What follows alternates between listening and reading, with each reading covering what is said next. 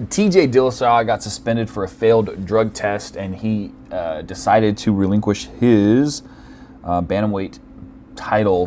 He said because he doesn't want to hold up the division.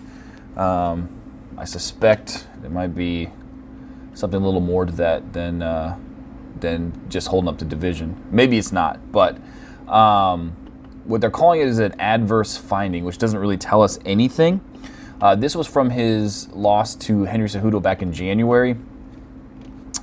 So there's a lot of speculation about what he could have tested positive for. When you test positive for a banned substance, that's not always an anabolic situation. A lot of times it could be EPO or a diuretic, or it could be any list of the number of banned substances that USADA says are performance enhancing. As you may or may not be aware, I don't know, like 6 months ago, they decided that they weren't going to release the results of the test until an investigation is completed. So it used to be we would know exactly what they were tested positive for as soon as the news broke, but now we have to wait. We have to wait until the case is closed before we find out what the test was for. The interesting thing here with Dillashaw is that before he fought Cody Garbrandt the first time, Cody was telling in a press conference, he was talking about how TJ's on all kinds of stuff, and he's teaching other Team Alpha Male fighters how to use PEDs and how to get away with it. Now, part of that's probably the build-up for the fight and the fact these guys don't like each other, but it's also probably there's got to be some kind of stitch of truth involved in what Garbrandt was saying. There's also reports that this might be a pictogram situation, which would probably make a little bit more sense. Just like John Jones, where at some point, somewhere in his life, in his career, potentially, he took Turnabol. I think it was Turnabol. And that pictogram of Turnabol is still in his system all these years later. So this also might be a situation where TJ took something, maybe it was in college, maybe it was in high school, maybe it was in his fighting career, and the pictogram is still showing up in the test now that USADA's tests are so ridiculously thorough. It's potential that it just could be something from a long time ago. Of course, TJ's never been punished for a failed test, so he will have to experience some type of suspension. Looks like for right now, he's been suspended for a year. But I'm sure we'll get more details as things come out. I think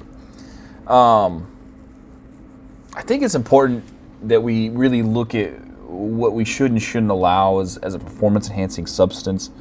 I mean, obviously, everybody knows steroids. Steroids are the worst kind of PED, according to a lot of people, a lot of professionals. But there's a lot of things that fighters do that are probably a little bit more of an unfair advantage to their opponent. The fact that a fighter can cut 35 or 40 pounds to make weight.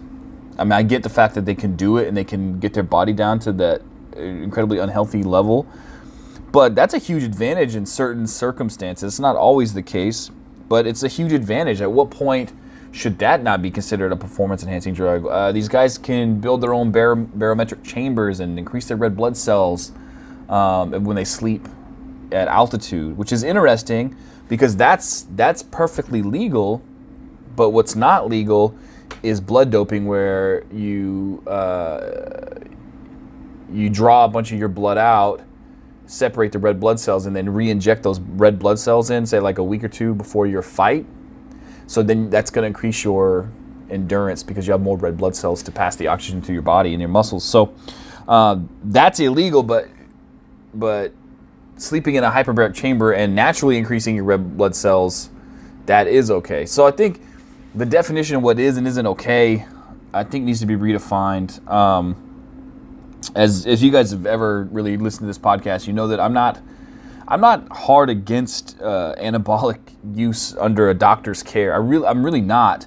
I think people don't, especially people behind keyboards and people who don't train and people who don't compete, they don't really understand what it actually takes to be at the top level, like a TJ Dillashaw or a LeBron James. And I'm not throwing these names out because, oh, they must be doping, but I'm just saying in general, to be a supreme athlete, it's a lot of sacrifice, man, and it's a lot of wear and tear in your body. It's a lot of recovery needed, and you know, it sounds cliche, but a lot of these guys who take these anabolic performance enhancing drugs, it's not for anything other than just to be able to recover so they can train just as hard the next day.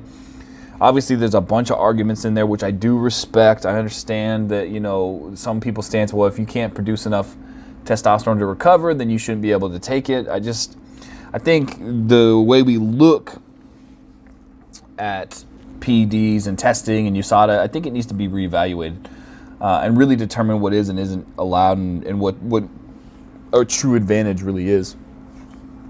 And then you have the other coin. TJ's not denying anything. He doesn't know. I don't know if he even knows where it's from.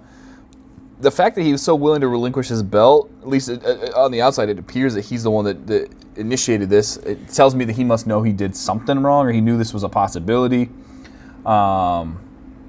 which is too bad. I mean, if I was to speculate, I would probably think that he was on some kind of illegal diuretic to get down to 125 pounds, which was completely ludicrous for a 150-pound man to cut down to 125 pounds. I guess that's only 25 pounds. A lot of guys do more than that, but it just seems like that's a real possibility because I know that cut was pretty tough for him. So, but I think you also have to understand that TJ Dillashaw, he's like one of the most hyper competitive personalities you're ever going to come across, and you have to remember that people who are that uber competitive, a lot of times they're willing to do whatever it takes to get an advantage. And that's not like a cheating kind of sense where, oh, I'm going to do this and cheat so I can easily win. I think it's what it is that they understand what it takes to win, and sometimes you need a little bit of help supplementally wise. And I can see that avenue. I can see TJ thinking that, well, I'm putting all the hard work in, but I do need something to keep my body going.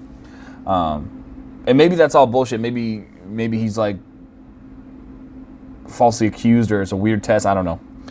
We'll get more information, but I think it's really unfortunate that we had another champion going down.